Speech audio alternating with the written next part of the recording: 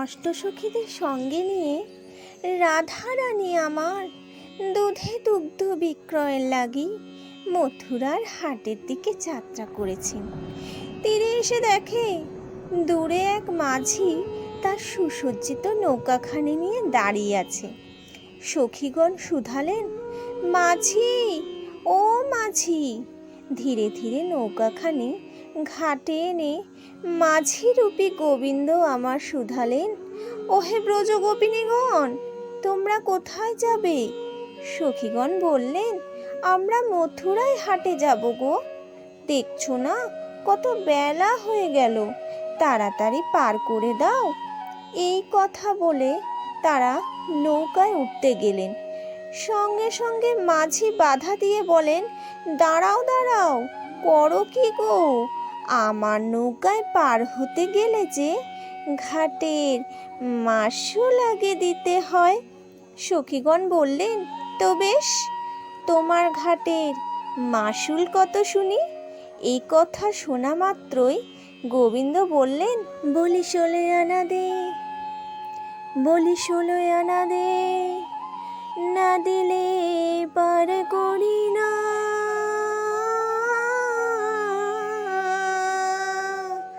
বললি আমার সুন্দর নাও, যে পায় আসে দে পাও, আমার সুন্দর নাও, যে পায় আসে দে পাও, আসিয়া গো নয় 16 কর, আসিয়া গো নয় 16 কর।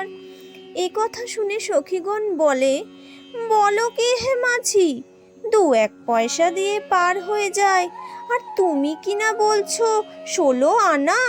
আচ্ছা বেশ, আমরা না হয় 1 আনা দিব হে, 1 আনা দিব হে, 1 আনা দিব হে, 1 আনা দিব হে, দিব আমরা 1 আনা, করে আসি বেচা কেনা। দিব আমরা 1 আনা, করে আসি বেচা কেনা।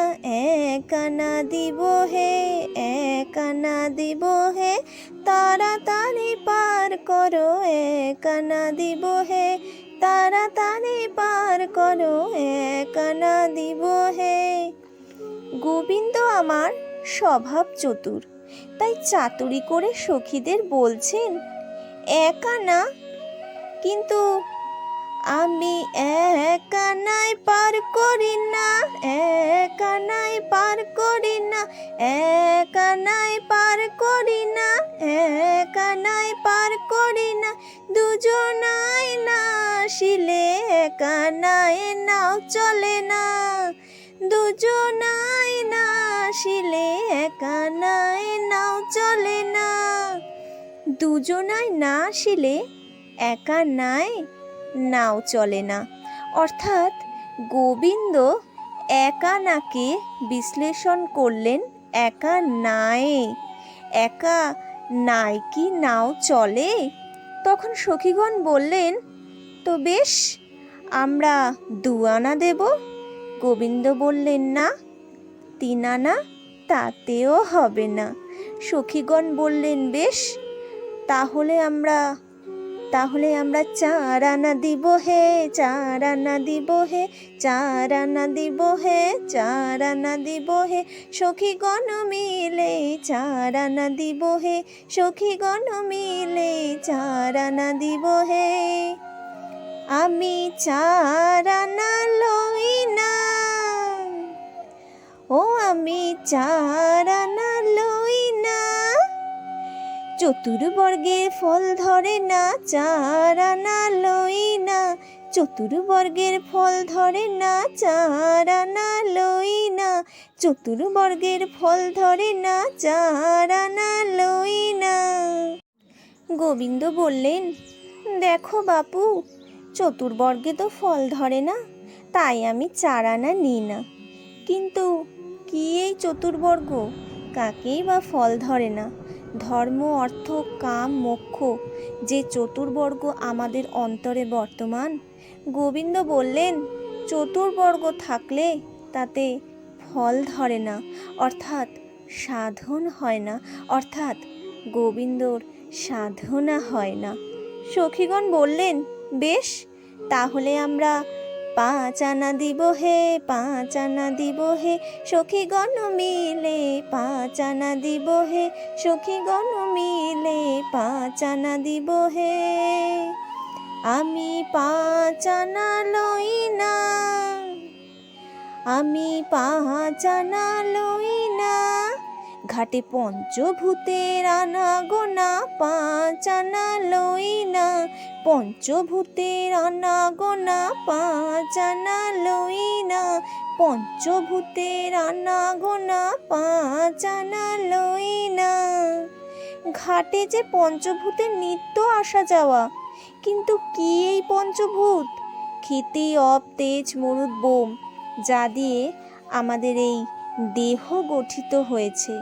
আমরা এতটাই তুচ্ছ যে দেহের মায়া আমরা ত্যাগ করতে পারি না, আর তাই গোবিন্দর সাধনা অসম্পূর্ণই থেকে যায়।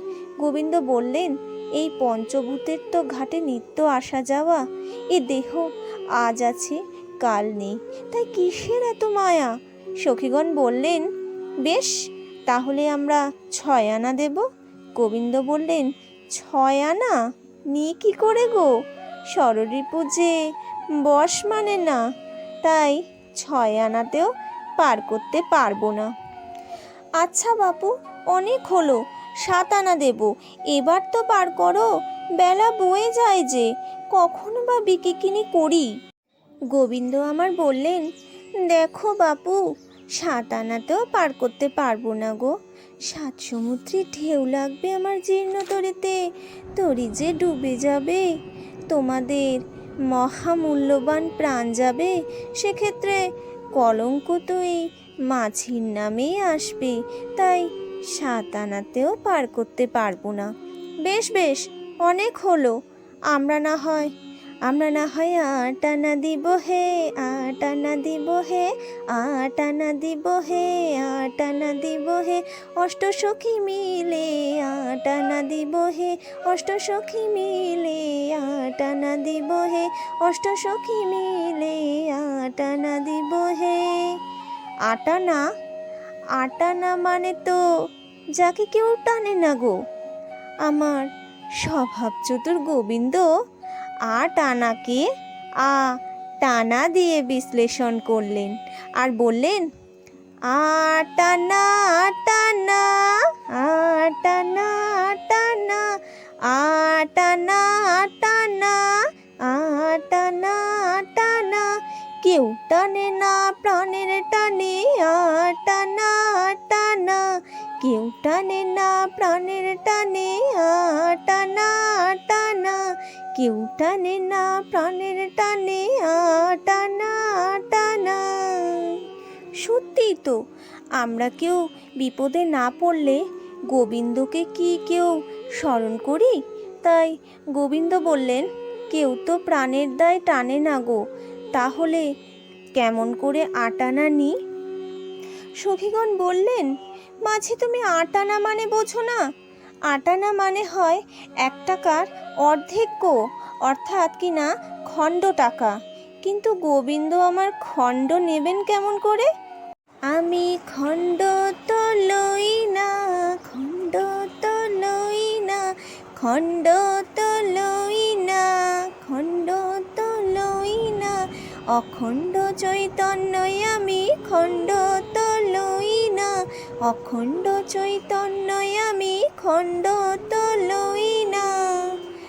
অনেক তো হলো, আর বিলম্ব করো না, এবার আমরা না হয় 9 আনা দিব হে, 9 আনা দিব হে, 9 আনা দিব হে, 9 আনা দিব হে, ওহে ঘাটের 9 আনা বিগ 9 আনা দিব হে, ওহে ঘাটের 9 আনা বিগ 9 আনা দিব হে। গোবিন্দকে কিনা বলে ঘাটের 9 আনা বিগ, তাও কি কখনো হয় গো? যে যুগে যুগে আমাদের পার করে আসছে তাকে কিনা বলে ঘাটের 9 আনা বিগ। তাই গোবিন্দ এই 9 আনাকে বিশ্লেষণ করলেন 9 আনা, অর্থাৎ তিনি এ ঘাটের নতুন নন।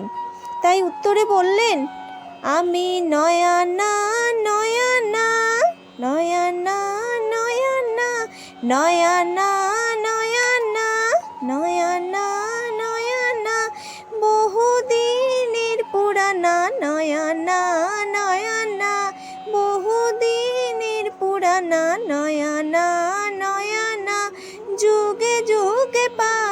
করি নয়ানা নয়ানা, যুগে যুগে পার করি নয়ানা নয়ানা। সত্যি করে বলো তো মাঝি, অনেকক্ষণ ধরে দেখছি, তোমার ঠিক কি চাই? কোনোটাতেই দেখি তোমার হয় না। যাই বলি কিছু না কিছু বলতেই থাকো। এই কথা বলা মাত্র গোবিন্দ সেই কথা বললেন যে কথার জন্যই তিনি এই লীলা রচনা করেছিলেন। তিনি তার আপামর ভক্তগণের উদ্দেশ্যে বললেন, তোমাদের 16 আনা দাও না। 16 আনা চাইলেন তিনি, কিন্তু কিভাবে দেব এই 16 আনা তাও বলে দিলেন।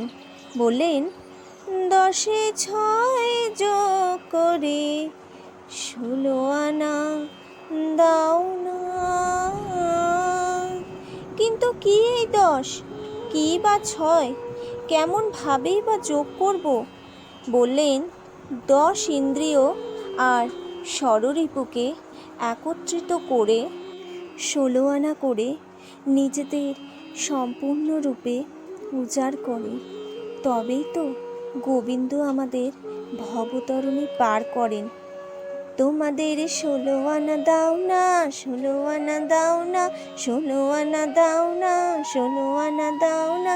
10-এ 6 যোগ করে 16 আনা দাও না, 10-এ 6 যোগ করে 16 আনা দাও না, 10-এ 6 যোগ করে 16 আনা দাও না, 10-এ 6 যোগ করে 16 আনা দাও না। তাই 16 আনা সমর্পণ করে আমরা সবাই মিলে আজ হরিধ্বনি করি আর গোবিন্দর চরণে নিজেকে সমর্পণ করে দু বাহু তুলে বলি, হরি বল হরি বল হরি বল হরি বল হরি বল হরি বল হরি বল হরি বল হরি বল হরি বল হরি বল হরি বল। জয় রাধে, জয় রাধে।